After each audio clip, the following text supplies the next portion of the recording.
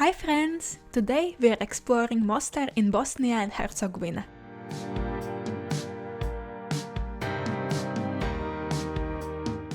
What makes visiting Mostar such an unforgettable experience?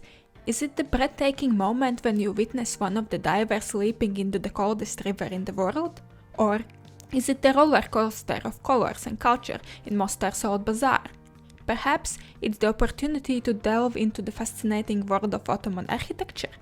To a foreigner, parts of Mostar Old Town may look like they belong to a bygone era, but they are actually still in use and as lively as ever.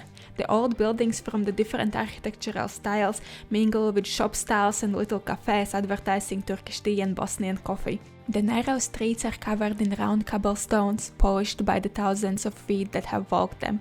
In front of you, there are many historic houses made of stone that just look like they have witnessed centuries gone by, and the skyline is adorned with many minarets. So I think your best bet is just to dive in the crowd and explore.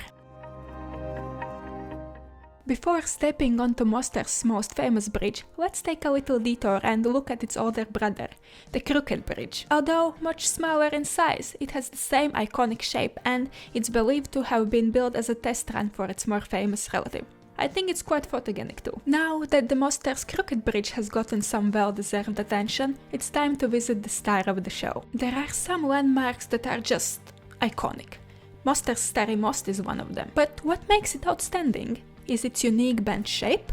Or perhaps the way that the rough rocks used in its construction and the buildings on the both ends give it a historic feel, even for those who doesn't know its story? Or maybe it's the divers. They are certainly putting on a show, clapping, cheering and collecting coins, but will they actually jump? A person climbs over the railing and everyone is cheering, and then he climbs back to the other side.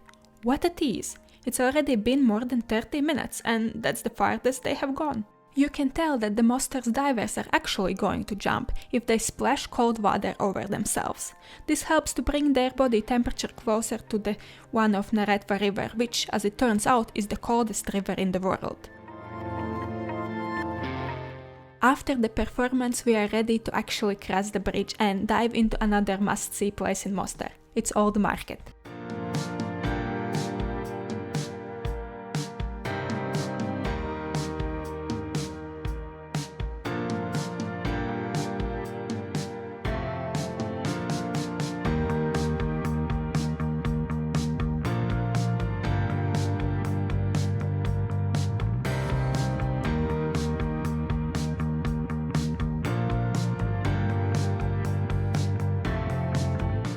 As soon as you see the first colorful building and the first market stall, you realize the window shopping experience here is on steroids.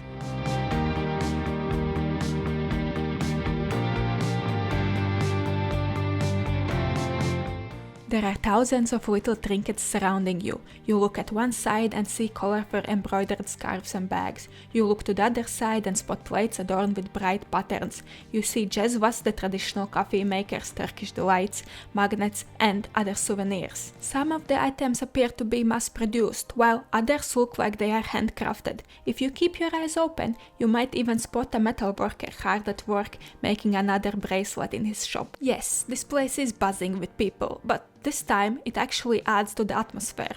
With so many colors, textures and sounds, Mostar's Old Bazar just make your head spin, in a good way.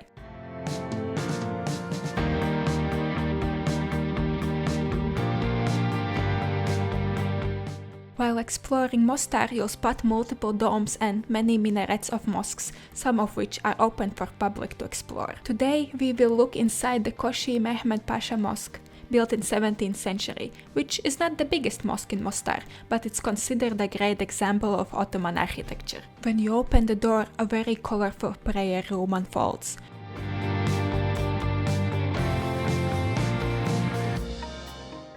In this mosque, you can also climb the minaret. The narrow, winding stairs may give you a bit of claustrophobia, but the views from the top are breathtaking. Can you spot the colorful buildings of Mostar's market we just walked through? And the people on the Stari Most look tiny as ants from up here. The last thing we wanted to do was check out one of the historic Ottoman houses. However, it looks like we came in the wrong time because the place was crowded, which made it hard to appreciate the wooden details and the patterned rugs. we have explored a lot, so I think it's time to end our adventures and go enjoy a little treat, local fig cake and Bosnian coffee. As always, you can find a link to a blog post containing all the locations and more details in the description box. And thank you for watching. Bye!